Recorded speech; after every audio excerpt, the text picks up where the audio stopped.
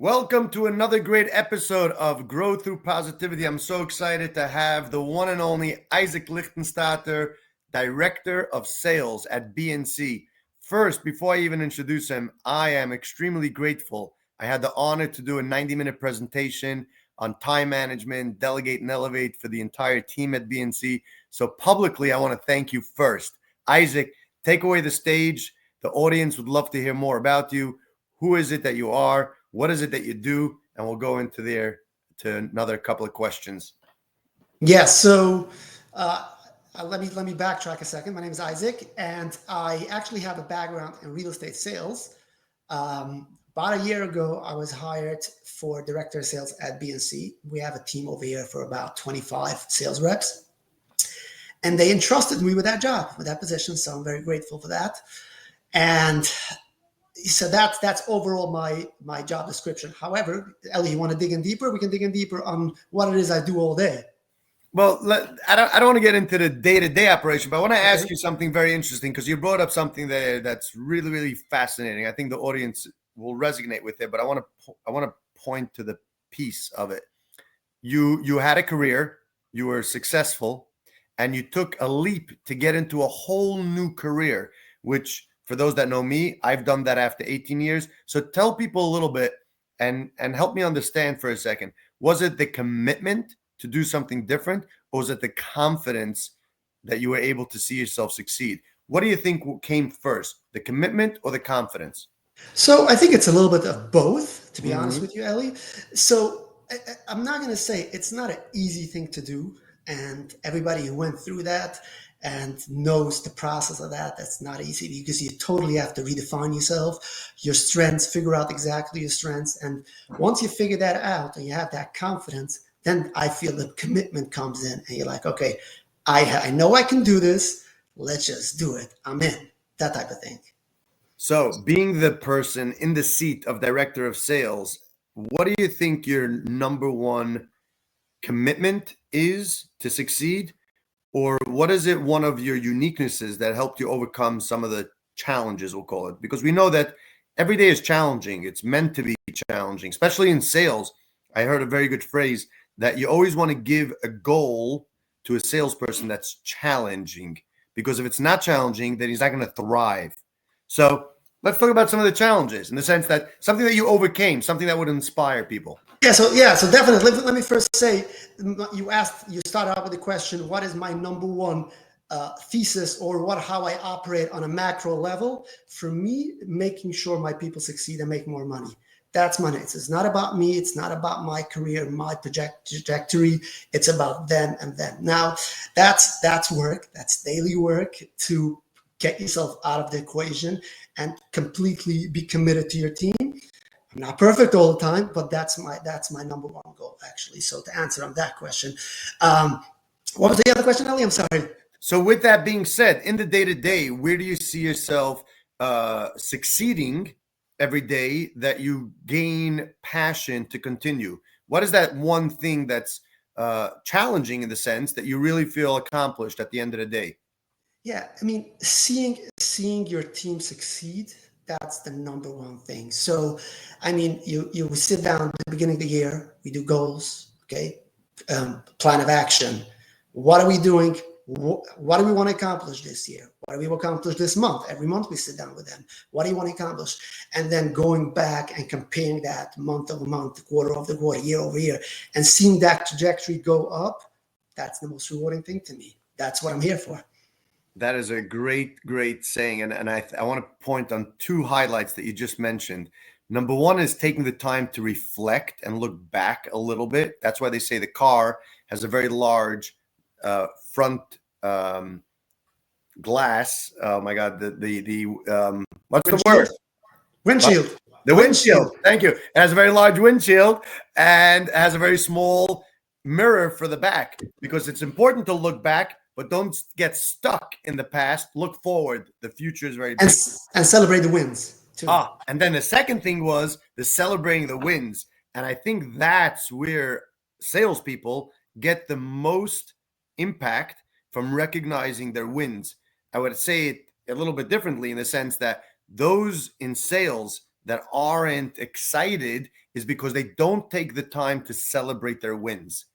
I just I put a challenge on someone just recently that if he gets his goal by the end of the month, he's going to spend X amount of dollars on an activity for himself. Let him go skiing, let it be bowling. He has to have some type of a reward to himself, and that's really what drives people. So yeah, that's awesome. Can I jump? Can I jump back to that for a Yeah, second? please elaborate. Yeah, so there's a lot to talk about this subject, obviously. So I want to dig in a little bit. So there's a great conundrum on a solid salespeople, because on the one hand, he's extremely driven and he has to exceed. So if I'm driven, how can I celebrate? So that conundrum goes back and forth, back and forth. So when you have somebody outside there, like somebody like me, and be like, hold on a second. Okay, you did it. You set out to do this. This is what we call success. You did that. That's great. So even though you're driven, you still have to recognize. So that conundrum. And second of all, you said about made somebody go to skiing. I made someone buy for a male $600 pair of shoes for a male. I made him do that. Right. The Ferragamo shoes that he was dreaming Whatever. about. Yeah, good. To buy Good. that because Good. So I want to tell us a little bit of where you learned, or how did you recognize the importance of setting up goals versus the day-to-day grind. Just from the set, where did that mindset come from? Where did that learning or teaching come from? I think it's just innate in me. It's just I always have to feel like, okay, where am I at and where do I need to go? So just have that vision in mind. It's just something that's in me. It's always been in me. I don't think I ever learned it anywhere, to be honest. It's just something that I feel like you can't operate without that. If you don't know your destination, how can you ever arrive? So it's just so simple to me. So as people know, as an EOS implementer, I actually learned, believe it or not, the difference between dreaming and a vision. And it's one word. It's called a goal. I actually operated for 16 plus years, I will say, without any goals. Zero goals involved. Just you have a guy like me. Yeah, back in the day, pounding. Wow. No stopping for celebrating, and we succeeded. There is a way to do that, typically with people that are very, very driven. And over the last 3+ years, I learned the importance of a goal and milestones and reflection and impact. So a whole new world for me in that sense. So yeah, wow. I appreciate you sharing that, because there are two sides of the spectrum. Those that just have dreams and passion, and they don't even know why they're doing it. They just do it. And then the other way around, very, very strategic. There's a vision, there's a plan, there's an execution, there's a day-to-day, there's the weekly check-ins and all of that. So it's awesome to see that by B&C, there is that structure from having that. Tell me a little bit of, in the sense of, when you're looking to go out and hire or to grow the team, what are some of the fundamentals or values that you look for with people? Yeah. So especially, I can only talk about salespeople. So my number one thing is, I'm trying to figure out, are they dying to succeed? Because I feel like that's the number one thing when it comes to sales, because the hardship is going to be, especially in the beginning, it's going to be very tough. And any sales job, no sales job is easy. So I feel like the number one thing is, you have to be a burning desire to succeed in sales. You want to win. You can be a little bit rough at the edges, to be honest with you. I don't care about that. I care about someone that's out there and wants to win and is ready to hunt, is ready to do whatever it takes. That's my number one thing. There's a lot more to it, but that's my number one thing. Short, sweet, to the point. I want to go to another topic real quick, because we've met many, many times at trade shows. So tell me 2 positive impacts that you found from going to a trade show. What is it that drives you to come back to a trade show?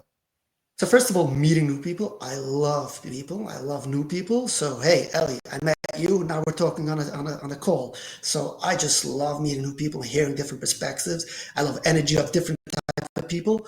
That's number one. Number two is, hey, going back to meeting old friends. So to me, it's just a win-win. Just going out there. It's not so much about sitting in front of the screen. You got to be out there and meet people, especially for myself. If I want to recruit new people, I got to be out there. I can't just be at my CRM all day. It's not going to fly. What is it about people that energizes you, if I may ask? I want to go deeper a little bit. You are a people's person. I know that. You do well with your team, which is a lot of people. What is it about people that drives that? Honestly, I'm just very, very curious. I'm very curious. Like, what are you up to? What are you thinking? What are your dreams? What are your aspirations? What are you hoping? What are you scared from? I'm just generally, and I'm a curious person all around. So I'm very fascinated with people in general, overall. So when I see a person, I just want to hear more about them. That's it. So I want to shout out right now for whoever's watching this. That is the secret sauce of success in sales. And you start off as a salesperson at an entry level, and you win your opportunities to grow like is growing, and where Isaac is going. I know that in 10 years, we're going to look back, Isaac, and we're going to say, wow, back in the day when I was just director of sales, because that's what it is. It's about staying curious and asking questions. So it's fascinating, and it is really, really awesome to see the fulfillment that it brings when people share that information and put the pieces of the puzzle together. So with that being said, we're getting to the end of this short episode of this podcast, Grow Through Positivity. I love your energy, full of positivity, great tips for others to learn from to be able to grow. Here's a question that I like to end the conversation. What was the best book you read in regards to business or personal that you'd like to share here with the audience? Ooh, there's multiple. My most recent one was there's a guy, Mike Weinberg. He's a couple of books about sales management. Highly recommend. Mike Weinberg, just put it into Audible, you'll find it. Awesome. Isaac, thank you so much for coming on. For those that watch it, please spread the positivity, help others grow, like it, comment, repost it. Isaac, thank you so much for coming on. Thank you, Ellie. Yep. And for those that would like to be a guest on this podcast, please reach out to me right here on LinkedIn, and we'll happy to have you on. Isaac, thank you. Thank you, Ellie. Have a good day. Take care.